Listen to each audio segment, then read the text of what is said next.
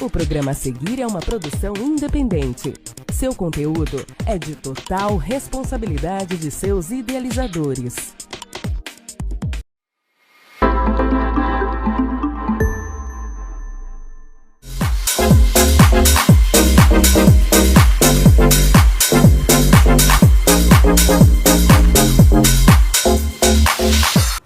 Fala, gente, boa noite, estamos chegando com o Pode Falar Mais, agora são exatamente 9 horas e 20 minutos, vamos com vocês até umas 10h10, 10h20 aí, falando de...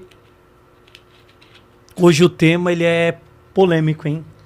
Vai falar sobre alguns casos, né, sobre violência doméstica. Violência doméstica, crime, se você gosta aí de assistir CSI aí, hoje tá o cara aqui... Suítes. Da Atena, quem gosta de comentar, Vixe, hoje vai ter um comentarista aqui ao vivo aí, solucionando dúvidas aí. Tá ouvindo, gente? Esse é o cara, vai estar aqui com a gente hoje, doutor... Vou fazer uma apresentação aqui. Ele já tem 15 anos, já mais de 15 anos atuando na área, especialista na área criminal, né? Junto com alguns parceiros, ele é bem conhecido por resolver alguns casos polêmicos, já resolveu casos também de pessoas famosas e tem uma grande referência por grandes advogados, né? Ele é uma pessoa que vai nos auxiliar aqui sobre como você resolver casos de agressão contra a mulher. Dr. Leonardo Camargo, seja bem-vindo ao Pode Falar Mais. Obrigado, meus amigos, sempre é um prazer estar aqui difundindo, colocando informações. Fiquei muito feliz quando recebi o convite dos colegas do Rez, do Rafael Escapim. São pessoas aí que são referendadas também. Quando eu falei que ia passar aqui, conheço fulano, conheço o Rez, conheço o Rafael. Então é um prazer estar aqui falando com vocês, tirando dúvida, falando de uma maneira fácil aí, para que as pessoas entendam, saibam se defender. Eu espero que essas mensagens aqui ditadas hoje cheguem ao público correto, que é o público feminino, se nós explorarmos aqui o âmbito de violência doméstica, aonde a mulher ela pode se socorrer, quais são os órgãos públicos que assessoram a mulher em caso de violência, aonde ela deve procurar, qual o órgão que ela deve procurar, quem é protegido pela lei da Maria da Penha, por que a lei chama Maria da Penha. Nós temos aí uma gama aí de observações, de questionamentos aí, e também outras coisas do dia a dia, algumas reportagens aí que a gente pode comentar, dar um parecer. Então, é um prazer estar aqui, espero ser bem útil aí com os senhores. Gente, se você tiver pergunta aí de casos, pergunte que a gente vai ter a resposta aqui ao vivo, tá bom? Você perguntou, a resposta vai para você aí. Se você quiser saber de algum caso também, alguma coisa, algumas perguntas sobre o que você vê na TV, ele tá aqui para isso nessa noite, tá bom? Vai ter muitas perguntas, muita polêmica, não sei, talvez você tá vivendo algum caso, daqui a pouco a gente vai deixar aí também na tela o telefone do... E o Regis, outra coisa bacana é especificar para o grupo de mulheres os tipos de violência, não é só agressão física. Nós temos, no âmbito de violência, você sabia, Regis, que a violência patrimonial é um tipo de violência doméstica? Isso aí, bom pra você, Rafa. Patrimonial, mas pro Rafa não serve porque a Lei Maria da Penha é o gênero mulher. Então, sexual, patrimonial, psicológica, nós temos um ramo aí dentro da violência doméstica. Eu vou começar fazendo uma pergunta pro senhor aí. Pode continuar. Pode chamar de Léo, não precisa chamar de senhor não. Pode chamar então, de Léo diretamente. Doutor Léo, vou fazer uma pergunta para você. Vamos lá. Eu recebi um telefonema hoje de uma pessoa, o nome dela é Richard, tem 12 anos de idade. Só que o que eu expliquei para ela, devido ao estudo que eu tive, que isso não pode, mas uma explicação do senhor seria melhor. O senhor é respeito, porque eu chamo todo mundo assim, tá? Mas, para o seu conhecimento, ser um doutor formado, estudado, resolveu muitos casos, tem 12 anos de idade, porém é uma criança, um adolescente que tem uma opção sexual hoje, eu respeito, só que ela não quer mais o nome dela. Esse jovem não quer mais o nome dele, quer chamar o nome feminino. A explicação que eu dei foi que ela falou, mas eu li no ECA, no Estatuto, trabalho, né, com isso. Eu falei, então, mas é no social, né? Você tendo um documento, quando você vai sentar uma mesa numa escola, você vai apresentar o seu documento. E a escola vai te chamar pelo nome que está no seu documento e registrado. Sim. Porém, no seu dia a dia, se você não gostar desse nome, você pode falar para os seus amigos, eles vão respeitar. Mas na escola, perante o juiz, perante algumas leis, o seu nome é o que está no documento. Eu respondi correto ou não? Então, você respondeu corretamente, assim. Nós temos o ECA, que é o Estatuto da Criança e do Adolescente, ele fala que o menor até 12 anos de idade, ele é uma criança. Então, sendo criança, vamos dizer assim, a lei, ela não dá nenhum tipo, só dá o direito dos pais ali a protegê-la, ela não tem um direito, vamos dizer assim, uma autotutela, chegar num órgão público e falar, eu quero ser atendido, por quê? Ele é uma criança, então a criança, ela tem a necessidade de, vamos dizer assim, de uma proteção absoluta e até de uma assessoria dos pais absoluta.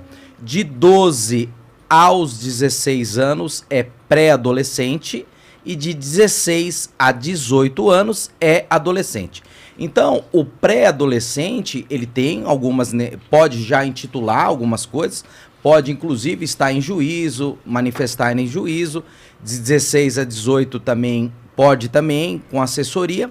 Agora, ele, Regis, ele tem que, mesmo tendo ali 12 anos, eu acho que nem o juízo vai aceitar, porque como ele ainda está em formação de caráter, independente se ele já tem uma opção sexual definida, a primeira coisa que o juiz ele tem, Rafael, ele é técnico em leis. O juiz ele não é psicólogo, ele não é médico, ele não é engenheiro civil. Então, toda vez que ele tem necessidade de um parecer técnico, ele tem ali os órgãos que o auxiliam. Então, nesse caso, vamos pensar numa dinâmica diferente, que ele tenha 16 anos. E aí o pai vai lá, provoca, alguém quer. Então, ele vai determinar que essa criança passe, ou esse pré-adolescente, ou esse adolescente, por uma junta médica dentro do IML, e esse IML vai ter uma banca de um psiquiatra, um psicólogo, para ver como que é a conduta dessa pessoa, se ela tem discernimento, se ela sabe o que está pedindo. Exatamente. Então, Regis, eu acredito que, pela a idade muito tenra, 12 anos, não tem legitimidade nenhuma de se pedir. Eu entendo que quando ele tiver 16 anos, ou o juiz, ou se ele for emancipado, porque a lei autoriza a emancipação, ele pode procurar diretamente hoje o cartório de registro de pessoas, tem autorização de alterar o nome, né? E tirar ali o gênero também, temos essas definições, mas eu acredito que ele vai ter que aguardar no mínimo até os 16 anos para que ele tenha uma capacidade mínima postulatória. O que é capacidade postulatória? É quando eu posso pedir algo, alguém vai lá onde você trabalha, sendo maior, ele fala, eu quero um documento tal, é o meu filho, eu quero fazer uma reclamação, porque ele é maior, o Código Civil fala que ele pode pedir algumas coisas, né? Ou ser representado por um profissional. Então, o melhor caminho, você fala, olha, no mínimo você vai ter que aguardar até os 16 anos para você ser emancipado ou os seus responsáveis ingressar com uma ação judicial. Ah, mas eu não tenho pai e mãe, eu sou órfão. Aí tem que ver as condições de cada um, procurar, vamos dizer, ele é órfão de pai e mãe, ele procura a defensoria pública da cidade dele e lá ele é orientado, mas eu entendo que ele vai ter que aguardar no mínimo 16 anos para que ele tenha essa capacidade de pedir. Mas os pais assumindo essa responsabilidade, ele tendo 12 anos, sim ou não? Não, porque a idade dele é muito tenra, né? O juiz, ele pode ter. E quando a gente fala de juiz, Rafael, não é gosto pessoal. Ah, porque eu sou independente de cultura, religião. O juiz, ele é um escravo da lei. Então, quando a gente tem decisões, o juiz soltou, não foi ele que soltou, ele cumpriu a lei. Então, é difícil algumas pessoas entender. Porque quando a gente pede lá, o senhor pode soltar, o senhor pode fazer uma cirurgia. Não, se a lei não permite, o juiz é um escravo, ele tem um limite legal. Então, é difícil entender algumas decisões judiciais, né? Mas o juiz, ele é apenas e somente tá lá para cumprir, né? Isso, independente de... Porque nós temos juízes com opções sexuais diferentes, nós temos juízes evangélicos, nós temos juízes kardecistas, nós temos juízes de diversas religiões, mas ele não pode colocar o gosto pessoal dele, senão não seria justiça. Tem que ser profissional. Isso, ele é escravo da lei. É simplesmente isso daí. Ele cumpre o que o texto legal, sob pena do quê? Ser responsabilizado ali, posterior, por algum tipo de violação que ele tiver, ou algum gosto pessoal que ele tiver, porque vai ser nítido a gente ver algumas decisões, né? Então, eu entendo que no judiciário, Rafael, a posição mais difícil é do juiz. Bom. Porque às vezes o gosto pessoal dele... Tem que deixar de lado. Um exemplo, ele quer pedir ali uma eutanásia, ele quer pedir um aborto. E aí? O juiz ali é evangélico, tem uma cultura cristã. Ele tem que deixar de lado, né? Não Imagine o juiz decidindo ali, a menina foi vítima de um estupro, uma coisa pesadíssima. Ele acabou de sair do culto matinal, o cara falando dependente da religião dele, e cai aquilo para ele analisar, a menina quer o aborto ali, né? É bem delicado, né? Mas o juiz, ele é escravo da lei. Se a lei determinar, ele tem que determinar e autorizar uma criança sem o cérebro. Que, infelizmente, nós temos bastante situações. Microcefalia que fala, né? Isso, má formação. Má formação. E a mãe não tem o interesse. Ele tem que respeitar o desejo da mãe, né?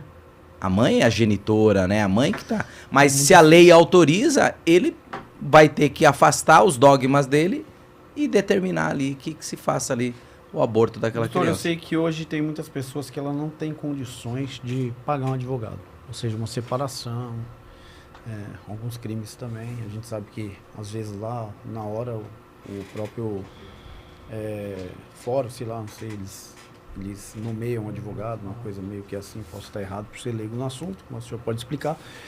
Mas a gente temos a Defensoria Pública, onde dá advogado recém-formados para estar defendendo essa pessoa. Eu queria fazer uma pergunta para o senhor, por que essa dificuldade de uma pessoa que, às vezes, ela pobre, de marredecia, ela vai até a Defensoria Pública, eles vão lá, eles pedem documentos que comprovam o trabalho dele, até determinada renda, ela não consegue. No nosso país hoje, você sabe que com o salário que a gente tem hoje para uma pessoa viver é um pouco complicado, né? Independente de lado político, porque não entra em lado político, isso é o país mesmo. E como que uma pessoa faz? Tipo, ela não tendo condições, né? Porque a gente vai às vezes na Defensoria Pública lá, chega lá, tem a pessoa que ela, uma mãe solteira, só que a renda dela ultrapassa aquilo que a Defensoria pede. E como que fica para essa mãe ou para esse pai essa situação? Então, o que ocorre assim, novamente nós vamos lá no dispositivo legal. Eu não sei falar para você de cabeça, Regis, qual que é o teto. Eles fazem por renda per capita de membros familiares, sim, né? Então, vamos dizer assim, dividindo aquela remuneração, não pode passar 200, 250 ou 300, eu não sei. Então, quando a família ou de forma individual a pessoa procura, essa pessoa que está buscando auxílio, ela passa por uma entrevista pessoal e lá, se o oficial de cartório ali, que representa a defensoria, entender que aquela pessoa ultrapassa, a lei fala que alguém vai perder o direito. Então, se alguém tem condição, pode perder o direito a alguém que necessite daquela situação. Porque nós temos escassez de defensores, né? Em Guarulhos são 2, às vezes 1 por vara, né? E nós temos uma população gigantesca. Imagine quantas pessoas procuram a Defensoria Pública. Então, agora o criminal é diferente. O criminal, quando a pessoa está reclusa ali, quando o juiz ele procura, se ela se declarar que não tem, o juiz é obrigado a nomear um defensor público para ele. É uma coisa diferente. Por quê? Porque a pessoa está enclausulada, está presa, está cerceado o seu direito de liberdade. Então, o juiz... E outra coisa, o juiz ele não pode julgar alguém sem a participação de uma defesa técnica, que é diferente de um processo... Vamos dizer, você entra contra a sua vizinha, falando que ela alega que toda 11 horas, meia-noite, ela põe uma música muito alta. Aí você entra com uma ação, ela é citada, ela tem lá os 15 dias legais para se defender, ela se omite, então ela é condenada ali, o juiz entende que ela não quer se defender, e o juiz vai e julga a sentença e dá a procedência que você ganhou. No crime, não. Se o crime e a pessoa é colocada na mesa de audiência e o advogado dela não ali vá e sente ali ao lado do cliente dele, imediatamente o juiz ele encerra a audiência ou ele determina que um defensor público sente ao lado dele. Por quê? Nós estamos mexendo com o segundo maior direito constitucional do cidadão brasileiro. O primeiro é a liberdade e o segundo é a liberdade. Então, quando você mexe com princípios constitucionais, novamente nós vamos ali que o juiz é o escravo da lei. Então, ele não pode, sob pena de quê? Ser nulo aquele julgamento, porque ele tem que ter uma defesa. Porque o réu ele não pode pegar ali e falar, o senhor promotor, o senhor é mentiroso. Não pode. Quem faz isso? Nós temos a capacidade postulatória de pedir, de indagar, de questionar, de falar, pare, está errado isso aqui. Imagine num júri, eu falando, promotor, o senhor está mentindo na frente de todo mundo. O réu não jamais pode falar isso daí. Eu posso falar pro juiz, vai preso, né, doutor? O senhor está induzindo aqui as pessoas, o senhor está induzindo a testemunha, eu quero que conste isso aqui em ata. O réu não pode, então é diferente um pouco da matéria civil e da matéria criminal. Isso também, Regi, vale para os menores também. Um menor que é acusado ali de um ato infracional, por quê? Outra coisa interessante, o menor ele não comete um crime, ele comete um ato infracional. Delito. Então, nesse delito, vamos dizer assim, o menor ele comete um ato infracional. Então, esse ato infracional, ele tem a lei, é um julgamento mais sério, mais rápido, mas mesmo o menor, quando ele é colocado perante um promotor da vara especializada da infância e da juventude e de um magistrado, ele também não pode ser julgado sem a presença, sob pena de ser nulo. Por quê? É o Estado versus o cidadão. É um juiz concursado, um promotor ali babando para pegar a cabeça do acusado. E como que uma pessoa, um menor, alguém vai se sentar sem alguém do lado para assisti-lo tecnicamente? Então é um direito constitucional da ampla defesa. Você tem o direito ali de ampliar as suas defesas, de você narrar e ter alguém falando por você. Então uma coisa interessante é isso, tanto os maiores como os menores jamais podem ser julgados sem a presença ou de um defensor particular ou da Defensoria Pública. Doutor Léo, deixa eu dar primeiramente aqui o pessoal aqui do YouTube. A Solange Sol, uma boa noite para você também. Sempre ligado aqui, não pode falar mais. Jéssica Sampaio. Jéssica Sampaio, manda um abraço para ela. Um abraço, ela é a Jéssica, conselheira tutelar, né? Ô Jéssica, uma boa noite. Ela comentou aqui, que conversa interessante. Se tiver pergunta, Jéssica, pode colocar que o doutor Leonardo ele vai esclarecer aqui. E outra coisa legal, você que mexe com essa área da infância, a gente questionamento e dúvidas sobre o julgamento do menor. É muito interessante também. Principalmente a apresentação em delegacia, ele jamais pode ser ouvido sem a presença do pai ou da mãe. Isso é importante. Se for de menor... não pode. Se o pai e a mãe não comparecer, e os delegados, quem vai lá?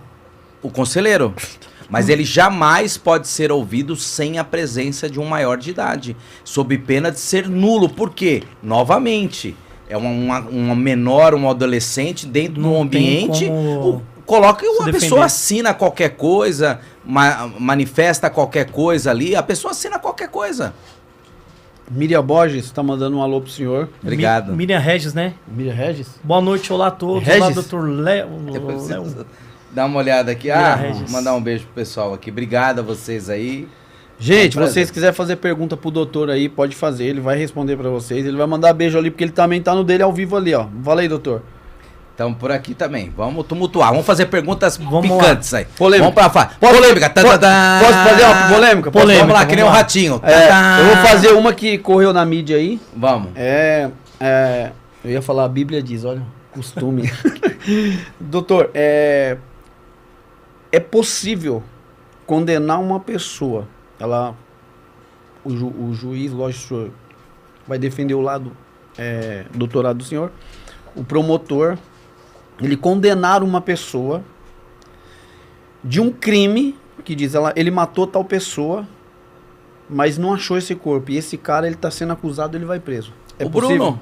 O caso do Bruno. Do Bruno, né? Da Elisa Ele leu meu pensamento. O caso do Bruno.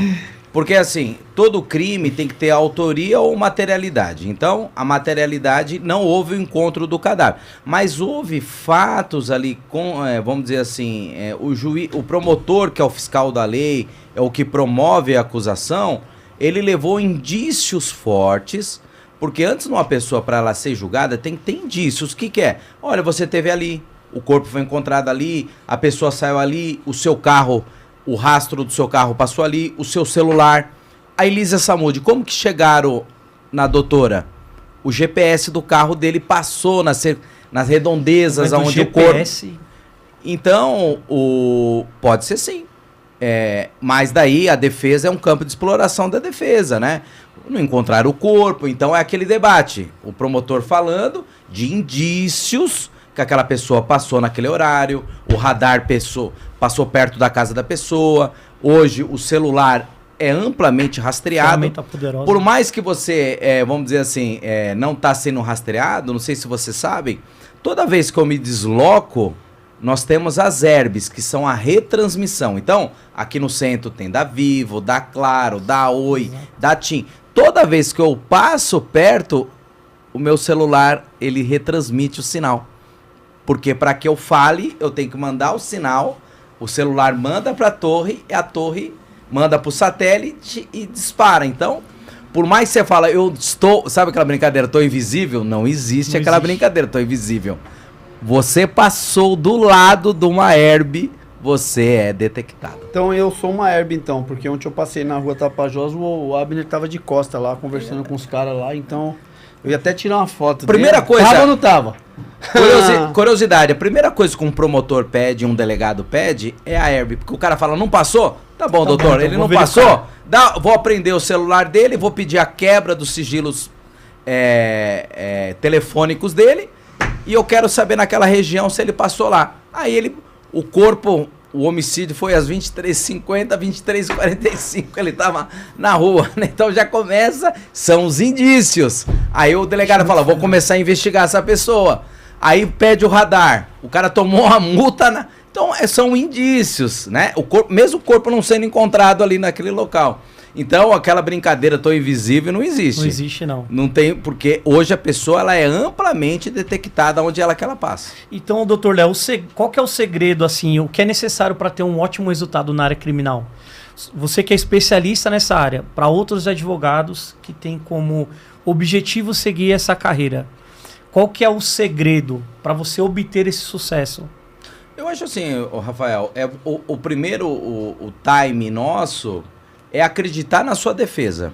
Por que eu falo acreditar? Porque, como eu falo, é aquela situação. Então a gente vai fazer um júri. Toda vez que uma pessoa é acusada de um homicídio, ela não é julgada pelo juiz natural. Quem que é o juiz natural? Aquela cena que todo mundo conhece, o juiz na ponta, o promotor, a defesa e tal. Isso é uma coisa extremamente diferente, Regis, porque é a sociedade que vai julgar você. Isso é fantástico. Júri popular. São 7 jurados lá. E aí, o que é ali? Os juízes que estão lá, eles são chamados de juízes leigos. E por que juízes leigos? Porque eles não são concursados. É a Dona Maria, o porteiro, é o açougueiro. E ali, o que é? O convencimento que induz o jurado a votar com você. Então, isso independente também de ser um juiz togado, um juiz concursado. Porque eu já vi advogado na defesa morto. E quem escolhe, doutor Léo, esse júri popular? O juiz, ele busca ali nos cartórios eleitorais da região, ou a pessoa pode ir automaticamente no cartório e dar o nome dele, ele é sorteado, os conselheiros podem ser sorteados também, eu já fiz júri com conselheiro, mas nem que se ele não quer, ele é encaminhado para lá, e se eu, advogado, ele tiver sentado, eu escolher ele não pode recusar. Porque ele está à disposição da lei, ele está à disposição de um serviço ali. Então, isso que é legal. Então, a primeira coisa que eu falo aí para os jovens, que eu sempre falo, é você se convencer. Porque eu acho que o bom profissional, ele se convence de tudo. Ele, como conselheiro... Pô, como que ele vai defender alguém se ele está morto ali, não acredita nas coisas dele? Vamos parar. Um jornalista, ele não passa credibilidade. Por que o William Bonner tem todo o aparato dele positivo? A seriedade. Ele passa o que nas informações dele? Seriedade. Credibilidade. Então, a primeira coisa que eu passo aí aos jovens acreditar no que você está fazendo. E numa audiência é muito isso daí. Porque o juiz, por que o ponto dele é diferenciado e até mais alto? Para ele ter uma visão panorâmica. Então, o juiz ele percebe quem está produzindo melhor a prova, o juiz ele percebe quem está melhor ali conduzindo. Para me extrair uma prova de um policial, imagine quanto que é difícil. A lei autoriza eu fazer pergunta direta ao policial. Então eu falo, boa noite, sou policial, tudo bem? Meu nome é Leonardo, estou fazendo sou advogado de defesa do João, eu tenho alguns questionamentos para fazer para o senhor. A primeira pergunta que eu falo para ele, o senhor se recorda do dia 18, às 4 horas da manhã? Sabe o que ele responde? 90% dos casos? Não. Doutor, eu não me lembro. Aí você volta ao sistema solar, você fala assim, o senhor não está se recordando? Por gentileza, excelência, eu vou narrar alguns trechos. Aí ele fala, porra, o cara tá antenado. Eu vou olhar, eu queria que o senhor falasse se era verdade ou não a narrativa do senhor. Aí você fala assim, ou para o promotor, ele é muito amigão, o policial é muito amigo do promotor. Não, ele confessou integralmente ali os fatos na mesa. Olha, inclusive cedeu o celular, aí no termo de declaração dele tá lá. O acusado nega. Fala, pera um pouquinho, então, excelência, eu vou narrar aqui, eu quero que ele confirme se é verdade o que ele está falando para o senhor ou é verdade o que ele falou para o delegado de polícia. Eita. O réu nega a prática. Aí ele fala, doutor, melhor analisando, eu acho que ele negou a prática, né? Tá bom, excelência, sem mais questionamentos aqui na mesa. E tudo isso é persuasão. Então, nós, como advogados ali, temos que persuadir. Porque, principalmente a parte criminal, às vezes, como o Regis falou, não encontrou o corpo, o cara não foi preso em flagrante. Imagine um cara que é acusado de um crime sexual de 15 anos atrás. Que nem no caso do técnico do Cuca, né? Então, 15 anos atrás... e aí? É como persuasão pura. Quem melhor persuadir ali vai levar o ônus da vitória. Se apurar os fatos, ter conhecimento de estudo, né? Não, ninguém tá falando só, porque minimamente o advogado tem que ter estudo, o cara se formou, se especializou e tal. Mas estamos falando da mesa ali, do jogo.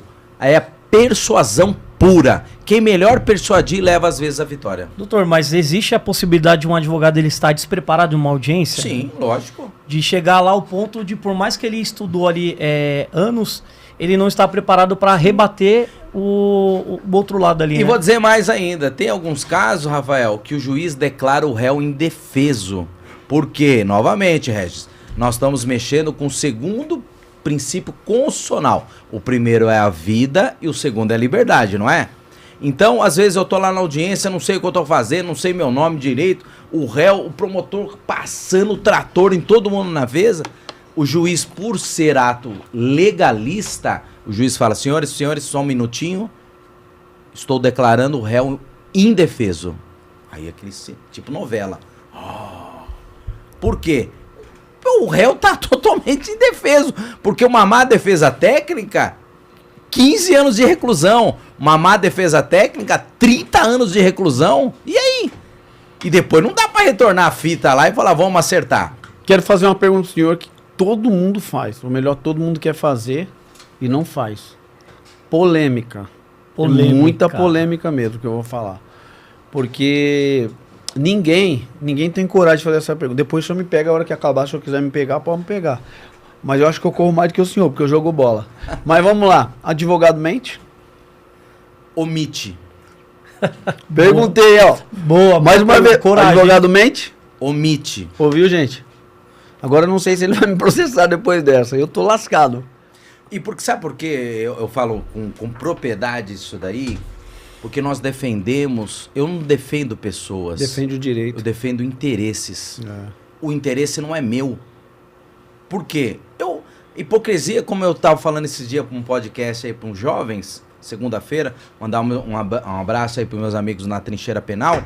A última pergunta sempre é aquela bacana, né? O senhor já recusou um caso? Eu falei, nunca. O senhor já fez crime sexual? Sim. Por quê? Eu não defendo pessoas, Rafael. E outra coisa, aquilo que está sendo analisado não são os meus valores. Meu valor é diferente, minha mãe passou valor. Eu defendo interesses, eu defendo a aplicação da lei. Por quê? Eu sou um amante das ciências penais. não tenho, a minha paixão é a área criminal. Como pudesse, vai sentar um colega um dia aqui, vai falar que a paixão dele é a área de família. E é justo. A paixão dele é uma área civil, a paixão dele é uma área tributária. Mas se eu sair aqui, um cara quiser me assaltar, eu passo com o carro em cima dele. Porque é o meu direito. Se eu tô com meu filho, o cara vem assedir o meu filho, é meu direito de dar um murro na cara dele. Porque é meu direito de defesa, meu direito de autotutela. Mas isso não me corrompe eu tá defendendo. Por quê? Amanhã eu sou um médico. Estudo. Parabéns. O senhor vai trabalhar numa cadeia que só tem pessoas ali de artigo sexual. Eu vou deixar todo mundo morrer na cadeia? Verdade. Amanhã eu sou defensor público. Novamente. Parabéns, hein? Você assume a segunda vara criminal. Primeiro caso, um cara de violar 15 crianças. Eu vou deixar de fazer a defesa daquela pessoa? Então não entra. Se você não aceita o jogo, não entra. Você não é obrigado. Agora, se você entrar, sob pena de ser responsabilizado por omitir a defesa, de omitir a lei, então não entre pro jogo. Aquela história, não tem coragem, não desce pro play. Então é hipócrita eu falar que não defendo pessoas. Eu defendo o quê? Interesses. E aquele não são meus valores. Pode ter certeza disso. Outra pergunta que eu vou fazer pro senhor. Acontece muito... Pode perguntar se eu defendo bandido. Pode perguntar também. Eu ia perguntar isso aí. Não, pode perguntar. Isso você pergunta. Não é um processo Pode só. perguntar se eu defendo não, bandido. Processo, não, um só pra mim tá bom. Se eu defendo criminoso. Eu vou perguntar essa daqui. Acontece muito a pessoa ser acusada com inverdades. Aquele fato não aconteceu. Sim. Mas a pessoa está sendo acusada. Sim. Depois que a pessoa é acusada, o que ela tem que fazer é se defender. Sim. E aí? Então, novamente, vamos dizer, você é acusado de assediar. Vamos pensar numa loucura. Vai uma mãe lá e amanhã a mãe fala que você ficou olhando, que você fez algum ato. Por isso que existe ali outro direito constitucional, o direito do contraditório e da ampla defesa. Só que você não pode fazer a autotutela. O que é a autotutela? Você chegar lá e falar assim, eu quero rebater tudo isso daí. Por isso que você tem o direito ali de constituir um advogado ou procurar a defensoria pública. E o que ocorre aí? Esses dias aí um cara passou, acho que 5 anos preso e processou o Estado. O Estado não indenizou ele, porque falou que ele tinha indícios ali de processar ele ali. Então todo mundo que provoca o mal a alguém e aí depois esse mal aí não é confirmado, a lei dá o direito de regredir ali contra aquela pessoa. E pode ser o Estado também. Você não pode sair aqui e o cara falar, você está preso. Hoje às 14 horas você passou perto lá e atropelou uma criança.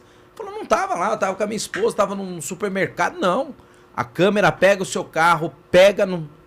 Então, você tem um direito que ainda no Brasil não temos um estado de exceção. Alguns estados que colocam a pessoa lá, você vai ter o direito a uma audiência de custódia, vai ter o direito de falar com o seu advogado, vai ter o direito de uma ligação familiar. Então, ainda vivemos num estado democrático de direito, né? Esses dias, o Regis, fui muito questionado sobre, não sei, vinculou, mesmo vocês não sendo operadores do direito, aquela juíza que ofereceu água ao preso. Até uma blusa, né? Cara, é uma crueldade que fizeram com aquela juíza. Sabe por quê? Porque era um preto, pobre, favelado. Agora, imagine, vamos dizer assim, eu falei, senhores, naquela mesa podia estar um policial civil, um policial militar, podia ter um advogado ou até um presidente da República. Que nós tivemos a situação do presidente da República ser julgado, independente de ideologias políticas. Exatamente. Aqui, não se põe à mesa. Imagine o presidente da República lá fala, senhora, posso tomar uma água? Não!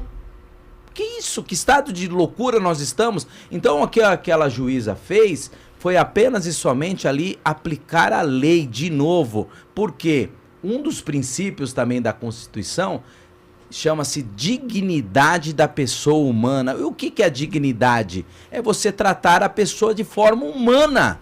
Então pode ser um estuprador, pode ser alguma coisa, porque senão pega aquela pessoa, joga no calabouço e deixa a pessoa 70 anos. E daqui 70 anos o DNA vai falar que não foi o dele que estava no local. Então, antes que se julgue, se analise. E outra coisa, sabe por que as pessoas não falam? Porque não é o pai dele que estava sentado ali, porque não era o irmão dele, porque não era o tio dele, não era uma pessoa que ele ama. Faça isso com algum ente querido seu. Você vira um leão, você vira um lobo. Fala, meu pai é inocente. A polícia dando uma borrachada no meio das costas dele. Agora, o cara que tá tomando a borrachada, não, é vagabundo. A gente só sente a dor quando a dor vem com a gente. Então, antes de julgar, deixe ser julgado. Se você aceitar ser julgado, você vai conseguir julgar alguém. Tem um rapaz aí, ó. Ele tá pedindo aí, se eu puder. Futuro advogado Rafael Cidrono, parabéns, seja bem-vindo e venha para advocacia criminal. Pronto. Ele trabalha lá no conselho. Então venha para advocacia criminal. Ô, doutor Léo, você não acha que, por exemplo, esse pré-julgamento que as pessoas teve aí, porque a juíza ofereceu um café, perguntou se o... É réu que fala, né? Sim, estava ali com... O acusado estava com frio. Ela teve ali um cuidado com ele. Esse pré-julgamento, será porque as pessoas não estão preparadas para esse tipo de comportamento? Pelo fato de elas só quererem, por exemplo, o mal da pessoa ali. Então aí você acaba ali induzindo através de notícias, falar, vagabundo tem que apanhar, criminoso, não, advogado não pode defender bandido, advogado não pode defender um abusador sexual. Então isso daí já entra... Eu entendo o que você está falando, sabe por quê? A sociedade não aguenta mais outras faltas de... Aí é a omissão do poder público. Se nós não temos segurança, se nós não temos ali um Estado que garanta os direitos daquele cidadão, então é um problema público. Então você deve conversar com o seu governador, quem que é o titular da pasta da segurança pública? Ou é o DERIT ou o governador Tarcísio. Ou se é o do município aqui, bater na porta do Guti. Agora não é um problema social, um problema global que vamos julgar todo mundo. Então se é uma omissão do Estado, dos órgãos públicos que deve ali fiscalizar. Mas se aquela pessoa e se amanhã aquela pessoa for um inocente, as acusações contra ele ali são totalmente levianas, e amanhã aquele menino estava dentro da igreja, orando naquele minuto. E aí? Vamos execrar todo mundo? Vamos dar madeirada em todo mundo? Voltamos a falar, sabe por quê? Nós temos um problema social em desequilíbrio de segurança, que todo mundo é marginalizado, todo mundo é ladrão, todo mundo é tarado, mas temos que separar o joio do trigo. E outra coisa, Regis, se a gente não dá o direito às pessoas se defenderem, nós não estamos vivendo num Estado democrático, nem cristãos estão sendo. Exatamente. Nós temos direito de ali, aquela pessoa tem o direito de se defender. E entra naquele conceito também, se entra, por exemplo, você é um médico, entra um ladrão que ele acabou de assaltar ali e matou uma pessoa ali que é inocente. Aí o médico, ele vai deixar de salvar só porque ele cometeu um crime? Não. Ele não pode também. São valores diferentes. Voltamos a falar, um médico, defensor público, advogado, ele não condiz com aqueles atos que estão ali. Ele é técnico, ele é profissional. O Regis, na função dele lá, ele não pode pôr os valores dele. Porque ele é um servidor, ele é equiparado a um servidor público. Se ele está na função pública dele ali, ele tem que colocar os valores primeiro do ECA. Ele é um escravo do ECA. Ele não pode colocar os valores dele cristão, porque a minha igreja não permite, a igreja não... Não, os valores dele, porque amanhã ele vai ser ali penalizado administrativamente pela omissão que ele teve ali naquele momento. Então, todos nós somos escravos da lei, temos que fazer cumprir a lei e acabou. Exatamente. Mandar um abraço ao pessoal do Instagram aí, ó. Tem bastante gente no Instagram aí. Fala aí, o doutor Rafael Cidrono, ele falou muito obrigado e falou assim, estou me interessando na área criminal. O doutor Rafael Cidrono, o doutor Leonardo Camargo, ele além de ser um grande profissional nessa área, ele também é mentor, viu? Então, pode chamar ele aí, que ele é o cara que vai te auxiliar. Miriam Regis é do Café com Gaza. O doutor Léo já foi lá. Tá. Um abraço, beijão, Miriam. E a Marcela Bauer, ela colocou assim, o melhor advogado. Marcela, boa noite, nós concordamos com você, viu? Vamos lá agora. Agora, se for continuar esse assunto aqui, a gente vai o podcast inteiro.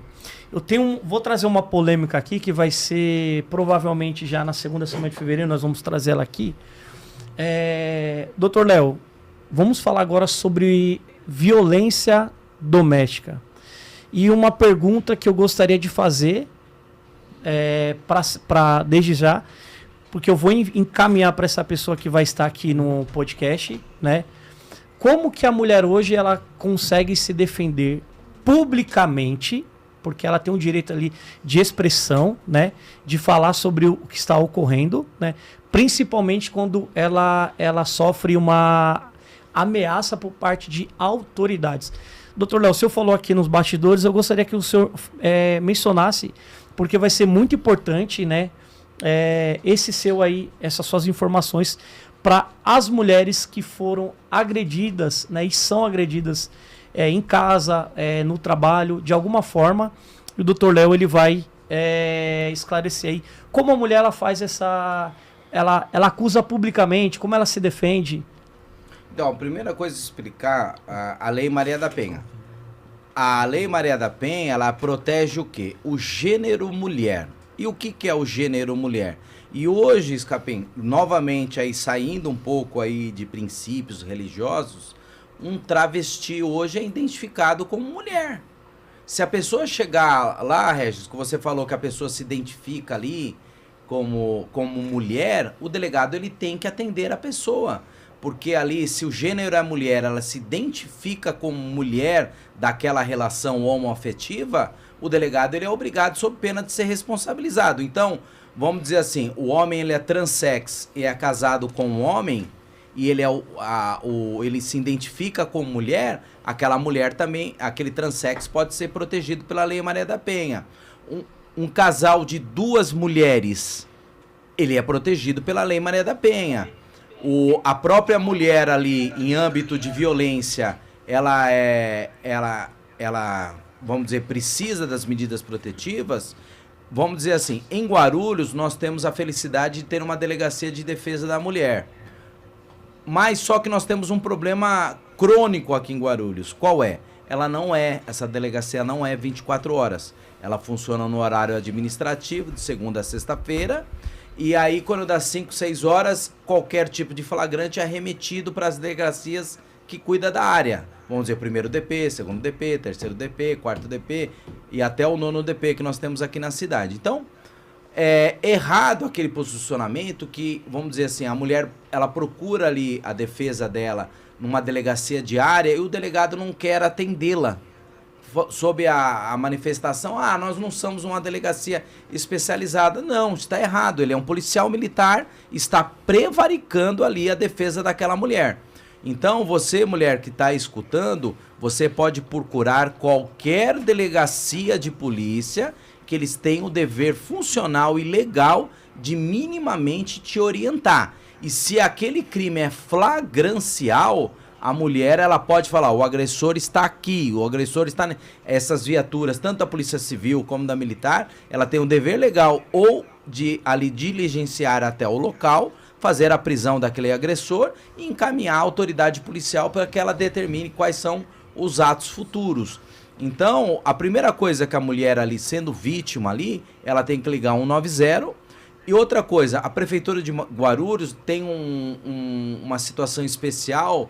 O Regis pode me corrigir aqui, que é a Guarda Maria da Penha, né? Sim. É um trabalho excepcional. O que acontece? Além de preservar a ordem pública de policiamento, ela trabalha com um braço junto com o Poder Judiciário, que as mulheres ali, quando elas estão com medidas protetivas, elas podem fazer um cadastro junto ali com a guarda, porque um caso de pânico, elas podem ligar diretamente essa patrulha, e essa patrulha desloca até o local. Então, voltando, pode chamar 190, pode parar uma viatura da Polícia Civil, pode ir uma delegacia da DDM, pode ir numa delegacia comum diária, pode ir na Guarda Municipal, pode ir na Guarda da Maria da Penha. Qualquer desses órgãos tem o dever legal de minimamente orientar aquela mulher ou agir imediatamente. Doutor, deixa eu fazer uma pergunta para o senhor. A respeito dessas acusações que nós falamos, né? E o senhor já respondeu, quando há uma invenção, né? A pessoa vai lá, inventa uma história e a pessoa é defendida. É imediato que ela pode entrar com uma ação contra essa pessoa? Então, voltando, se é um crime, ela tem que fazer imediatamente um boletim de ocorrência, e se o delegado interpretar que aquele crime está flagrancial, ele pode dar ordem de prisão para... Não, estou dizendo assim, uma inverdade. Eu venho, acuso o Rafael de algo Entendi. Ele pode dar ordem de prisão para a pessoa que se a matéria é criminal. Se a matéria é criminal. Então, como nós estamos no âmbito criminal, eu vou lá e falo que o Escapim me assediou agora, olha que eu estava saindo, tomou alguma postura. Se o delegado interpretar que o crime ainda está em continuidade, ele pode determinar que uma viatura vá lá e busque ele, e ele vai dar a versão dele. Se o delegado interpretar que está ainda em flagrante delito, ele pode determinar a prisão em flagrante. E a pessoa também tem o direito de negar o crime ali, tem direito de estar assistido por um advogado naquele momento. E voltando, se amanhã também for apurado que é uma inverdade isso daí, além de responder criminalmente pela falsa comunicação de crime, porque eu movimentei a máquina estatal sem qualquer legalidade, a pessoa ali violada na sua intimidade tem o direito de processar civilmente aquele caluniador que fez uma calúnia contra mim e pedir uma indenização de danos materiais e morais por aquilo que eu sofri. Legal. Gente, passando para dizer para vocês também sobre maus tratos com criança. Se você não sabe, você tem um canal a qual você pode ligar, tá bom? Porque tem pessoas que ligam direto, às vezes, no conselho tutelar. O conselheiro tutelar, ele não vai sair do conselho tutelar para ir defender uma criança na casa dela. Ainda mais quando é de madrugada, de noite ele não vai, porque o lugar é árduo, é perigoso, o doutor sabe disso, a gente precisa do acompanhamento de uma viatura. E às vezes é um pouco complicado. Mas vamos lá, se você vê um maus trato de uma criança, você vai discar o 100, diz que 100 é uma denúncia, você não precisa se identificar, tá bom? Você não se identifica, isso vai chegar até o conselho da tua região, tá bom? E sempre que você for fazer uma denúncia no conselho tutelar, ou você quiser ir até o conselho, vai no conselho da tua região. Às vezes você tem um conselho no Pimentas, você quer ir no Cumbica, você tem no Cumbica, você quer ir em tal lugar. Então você que é do conselho de Cumbica, você é atendido lá. Você que mora em Cumbica. Você que mora no Pimentas, agora tem o conselho Pimentas 2. Tá bom? É novo lá. E o prefeito Guti aqui da cidade de Guarulhos prometeu o 8º, que são em 7. São 35 conselheiros na cidade de Guarulhos, onde você pode buscar informação e algumas coisas mais. O doutor falou algo aqui e eu vou trazer essa informação para você aqui em primeira mão. Sobre a delegacia da mulher. Bem verdade é o que ele falou, funciona até às 6 horas da noite, mas o prefeito Guti, ele veio com uma notícia, inclusive passou essa semana, né? O prefeito da cidade disse que está estudando essa proposta da delegacia, exatamente o doutor falou aqui, 24 horas, porque a gente sabe que tem algumas coisas na cidade que precisa ser cuidado. Então tá aí, dada a notícia, tá bom? Parabéns ao prefeito Guti, a gente tem que parabenizar aquilo que é feito pro bem. Tá bom? Então é isso daí. Então quando você tiver alguma denúncia, conselho tutelar, diz que 100. Opa, calma, Rafael. Diz que 100, ele tá querendo filmar o doutor de qualquer jeito. Tem 3 celulares na cara do homem ao vivo. E, gente, é o Disque 100. Você vai discar o Disque 100, que você não precisa dar o seu nome, tá bom? Vai ligar lá, gente, pra falar que a mãe tá repreendendo o filho, não, tá bom? E complementando, Regis, e outra coisa, se é uma situação flagrancial, uma situação de crime, 190 e não se discute. Exatamente, tem isso também. Exatamente. Bem informado. Esse dia a pessoa ligou lá, falou assim, a mulher tá batendo no filho com fio. É um 90, gente. Não liga para conselheiro. Acabou, porque é um crime. E a polícia, se precisar, ela vai ligar para um conselheiro para acompanhar essa criança. Exatamente. Tá bom? Essas crianças em farol, essas coisas, não ligue para conselheiro, ligue no Disque 100, tá bom? A gente encontra o pai dessa criança. De algum jeito a gente encontra. Tá bom, gente? Que Deus possa te abençoar. Fique com a gente aqui. Tem pergunta pro doutor aí, Rafa? Que tem aqui o pessoal no Instagram que o Akio Narita, ele está ao vivo. Japão. Lá no Japão, né? Ele falou um forte abraço aí, Regis. E tem também o pastor aqui, Aloísio. Ele colocou meu irmão, aqui. Esse é meu irmão. Gente, boa noite. Esse Aloísio aí é um amigão meu. Ele estava em Mato Grosso. Ele já esteve aqui com a gente, vou trazer mais vezes. Me ajudou bastante. É um irmão que Deus me deu de presente. Aloísio, Deus abençoe tua vida, tua família. Sabe que eu tenho um carinho muito grande por você, tá bom? Deus abençoe. Akio é o meu amigo missionário, tá lá no Japão. Legal. Japão, só que ele não está em missão, ele está a trabalho, tá bom? Toda vez que ele vem aqui a gente conversa bastante. É um grande amigo, um homem de Deus. Deus abençoe tua vida. Que legal, hein, Rafa? Estamos chegando no Japão, hein? Aí, ô, Rob, estamos chegando no Japão, né? Já, hein? Que legal, hein? Muito bacana. E ele complementou aqui falando parabéns pelo assunto abordado. E dentro desse assunto aqui, doutor Léo, não podemos deixar de falar, né, como o assunto é mulher, sobre o caso que repercutiu mundialmente, que é o Daniel Alves, né, o jogador da seleção brasileira. Isso ali tá complicado. Que ganhou, é um dos maiores, né, campeões aí da atualidade, o cara que levantou mais troféu individual. E o que ocorre é que hoje saiu mais uma notícia que ele mudou a versão pela 5ª vez. Doutor Léo, até que ponto isso pode influenciar numa decisão do juiz? Voltamos a sobre falar. Esse caso, né? Então, voltamos a falar aqui. Então, é muito complexo, né? Então, até que ele seja julgado, ele pode dar todas as versões que ele achar pertinente para ele. Que ele está exercendo o quê? O direito dele do contraditório, né? Da ampla defesa. Então, ele está dando, e os promotores ali que estão cuidando do caso vão dar a versão dele. Então, até que ele seja julgado, ele pode dar quantas versões ele achar pertinente. E ali, novamente, vai vencer o caso quem melhor persuadir o juízo. Então, ele está dando as versões dele. Eu entendo que ele está tentando conflitar ali. Ele está jogando, minando ali, várias para o promotor ter que rebater uma a uma. Então, eu acho que é uma estratégia do advogado dele. Então, como é bem complexa a situação, ele está dando... Então, o promotor, no dia do julgamento, vai ter que minar uma a uma. E vai ter que derrubar uma a uma. Então, eu entendo que o advogado está colocando várias versões ali para que consiga ali tumultuar o bom andamento do processo e fazer o promotor ali minar, contrapor uma a uma para ver se ele consegue ali. Então, tudo ali, eu acho que é a estratégia ali da defesa dele. Mas isso daí não pode influenciar negativamente? Isso. Mas voltando a falar, então, lógico, quem melhor dá a sua versão, melhor leva os fatos. Então, é estratégia. O peso do advogado é aquilo lá. Não ganhamos todas, mas quanto melhor eu tumultuar um processo, mais difícil fica para a parte adversa. E da mesma maneira, o promotor também. O promotor não é bonzinho na mesa. Imagina num júri de 3, 4 dias. O promotor todo dia vem com um ânimo diferente. Ele quer tumultuar, ele quer instigar os jurados. É o papel dele. Ele defende o Estado, ele defende a sociedade. E eu defendo o cidadão. Então, quem melhor contraditar, tumultuar, deixar a pessoa em xeque, deixar o promotor sem uma resposta técnica, é o jogo do processo. E quanto tempo dura esse processo criminal? Mas aqui no Brasil, não sei como que é a temática lá, no Brasil é um ato único. Por quê? Como a gente mexe com o direito à liberdade, então esse inquérito vem pronto da delegacia, o promotor ele faz um resumo que é a denúncia criminal.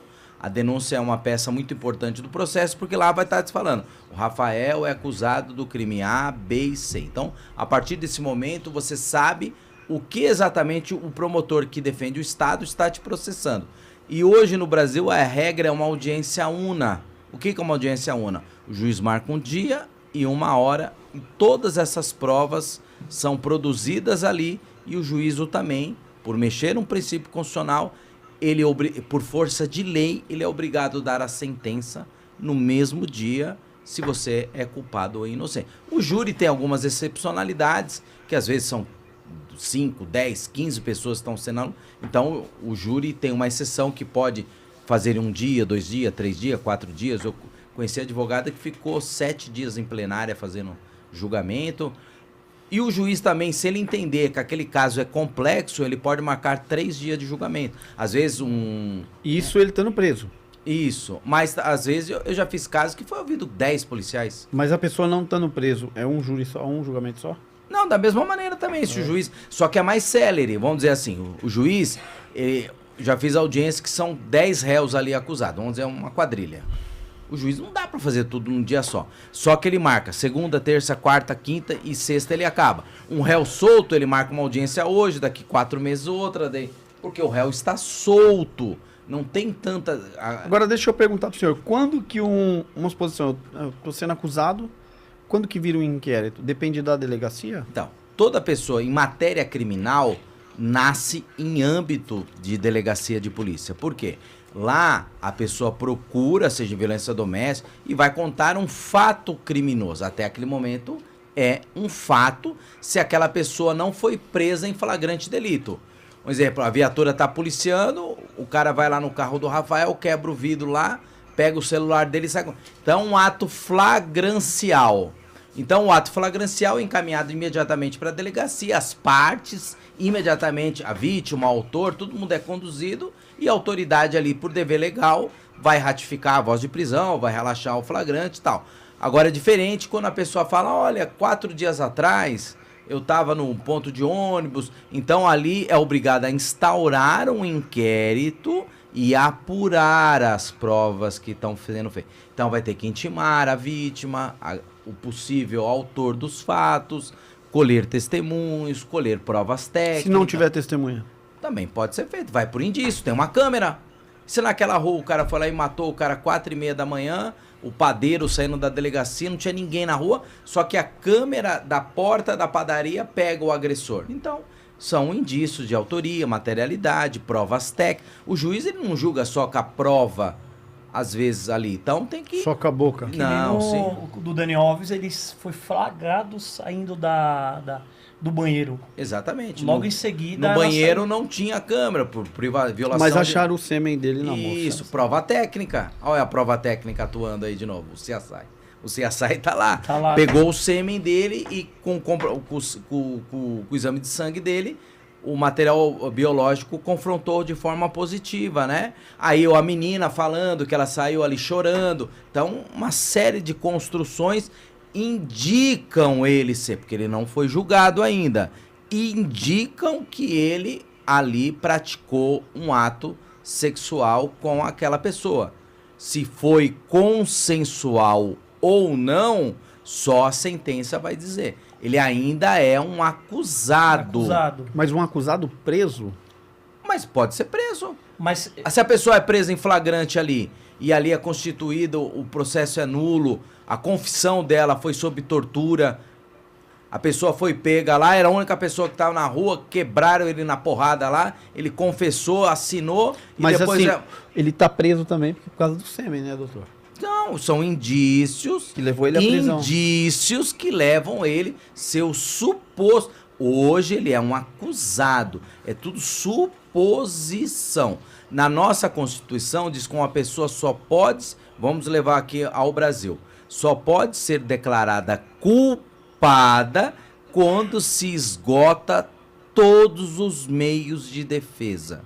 Então a lei permite, a nossa Constituição permite que ele duplo grau de jurisdição. O juiz de Guarulhos condena o Rafael. Ele vai para o Tribunal de Justiça do Estado de São Paulo. O Tribunal de Justiça do Estado de São Paulo condena, ratifica. Aí ele vai ao STJ. No STJ, o advogado ali, eu provo que a confissão dele foi sob tortura.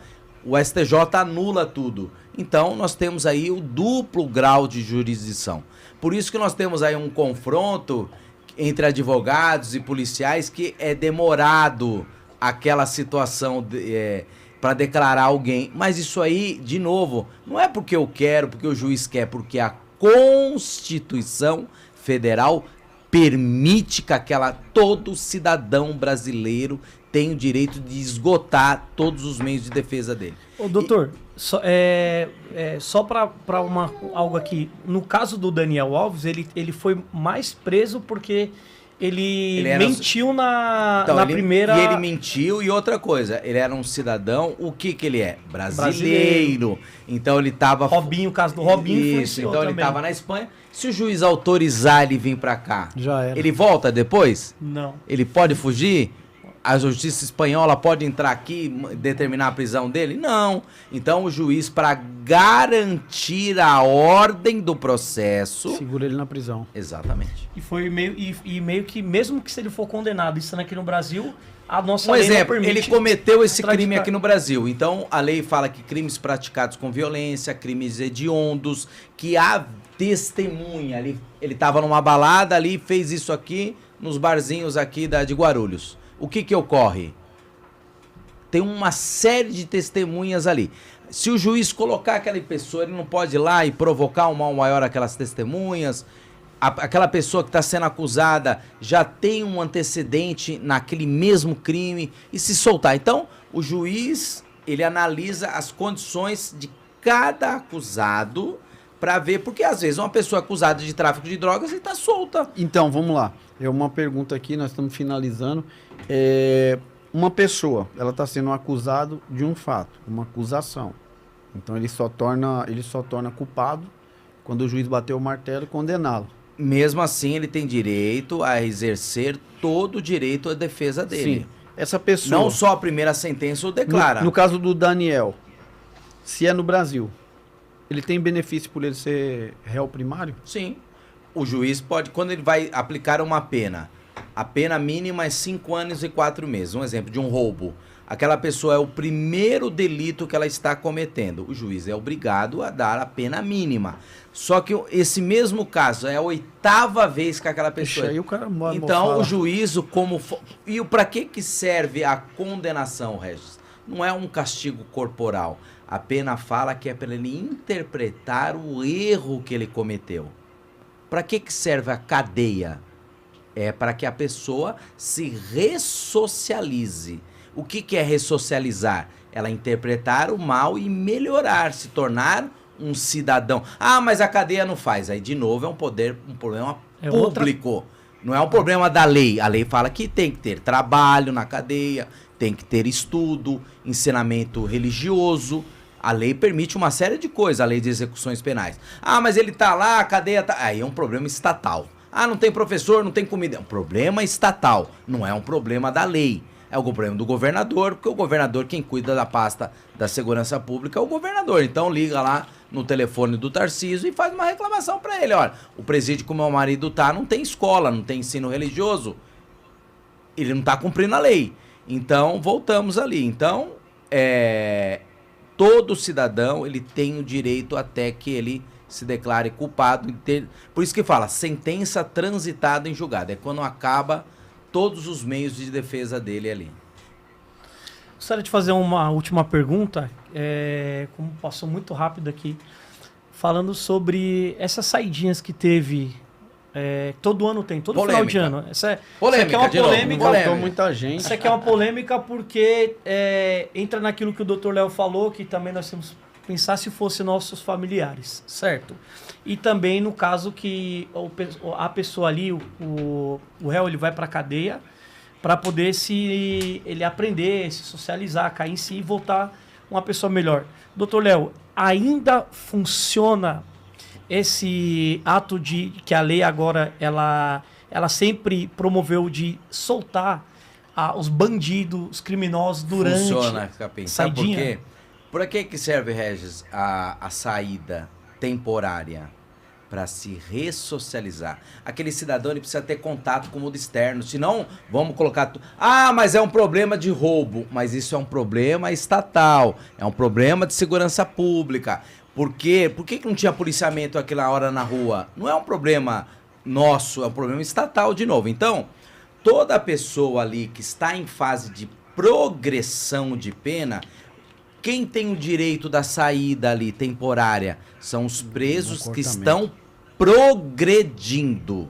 Então, quem está no fechado vai para o semiaberto e o semiaberto vai para o aberto. Então, a fase principal, aonde está aqueles presos intermediários, é o semiaberto. Então, ele está estudando, ele está trabalhando, ele está participando de cultos religiosos, ele está tendo um histórico positivo lá dentro. Então, a lei, de novo, não é o juiz, a lei, de novo, preste atenção, ó. É a lei, não é o juiz que ele é evangélico, ele é pastor, nada. A lei fala, se ele preenche os requisitos, bom comportamento, progressão, ele tem direito à saída.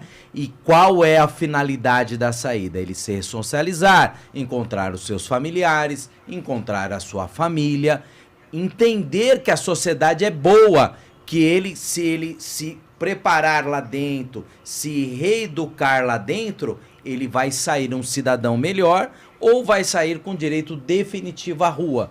Agora, se ele quebrar ali o que a lei determina, não voltar, cometer crime novo, delito, ou estiver naquele regime intermediário e ser ali um reeducando desorganizado, que tumultua, a lei vai falar, tá bom, como a mesma mãe castiga os filhos, Você não vai assistir a sua televisão hoje. Vai ficar de castigo. Então, você ali tumultuou, foi cortado pinga dentro da sua cela, você brigou com o seu companheiro de cela, como castigo, mesmo você estando no regime que é permitida a saída, o juiz vai falar, amigão, para que você entenda, você não vai sair com seus colegas de forma aí.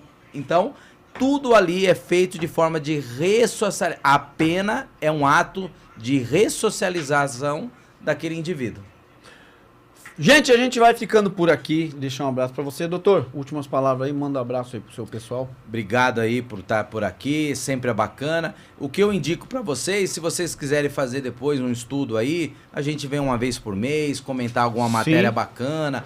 Você deve ter grandes experiências aí, então a gente pode trazer aí, comentar, fazer deixar uma caixinha de pergunta pra gente. Eu posso responder lá do meu escritório, fazer as minhas coisas por lá. Então é um prazer estar aqui. É sempre bacana falar sobre isso e entender, Regis, que todo mundo tem direito. E tendo direito, nós temos que cumprir a nossa lei. Todos nós somos fiscais da lei, fiscalizamos, mas também temos que cumprir o que está no papel. Então, e outra coisa, a gente só sabe a dor, Regis, quando a gente tem aquela dor dentro da casa da gente. Então, antes de julgar, dê o direito das pessoas te julgar também. Quando a gente aponta um dedo, eu aprendi isso aqui, ó, Rafael. Olha esse desenho aqui, ó. Eu tenho 2 apontados e 3 contra mim. Forte. Então, cuidado antes de julgar para que você não seja julgado amanhã. E sinta a dor do próximo. Isso é bíblico. Às vezes, sentir a dor do próximo também nos torna um cidadão melhor. Cuidado com as suas palavras, que ela fere mais que uma arma. Um prazer estar aqui. O dia que precisarem de mim, estamos aí. Quem gosta de ver a vida de um advogado criminal, tá lá, @Dr. Léo Camargo. Eu sempre estou brincando, conversando com jovens, passando experiências. E é muito legal. A área, pode ter certeza, Regis, a parte criminal me transformou num cidadão muito melhor. Prazer estar com vocês aqui. Agradecemos aí, você que acompanhou no Instagram que nós estamos iniciando e também no YouTube. Muito obrigado. Tenho certeza aí que o Dr. Leonardo ele vai voltar, porque tem muita coisa. O tempo passou muito rápido, tem bastante coisa aí. E da próxima vez eu vou fazer um convite para ele depois, que ele vai vir junto com uma pessoa que vai trazer algumas polêmicas aqui. Um abraço, viu? Gente, a gente fica por aqui falando pra você, não vou fazer mais direito, é muito complicado, vou pra psicologia mesmo. Mas fique por aí, a semana que vem, quinta-feira a gente tá aqui, eu aqui nessa bancada, você aí. E breve mais Dr. Leonardo aqui. Deus abençoe, até quinta que vem. Valeu!